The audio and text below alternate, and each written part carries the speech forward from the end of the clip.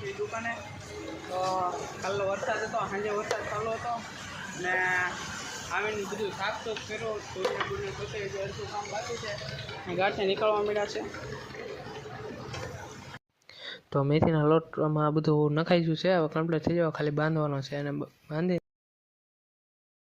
તો હવે મેથીનો લોટ કમ્પ્લીટ થઈ જશે. તો આપણે ભજીયા બનાવવા મળીએ અને ભજીયા કંઈક આ રીતના બને છે, જોઈ લો. ભજીયા બની જાય, પાપડા બનાવવાના છે, નાયલોન પાપડા ગરમા ગરમ.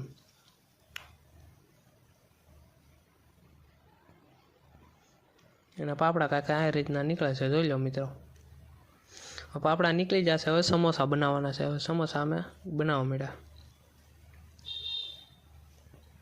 હવે સમોસા નીકળી જશે. હવે આપણે ચટણી ભરી નાખશું. પહેલાં લસણવાળી, પછી ટેસ્ટી ચટણી, પછી ખજૂર આંબલીની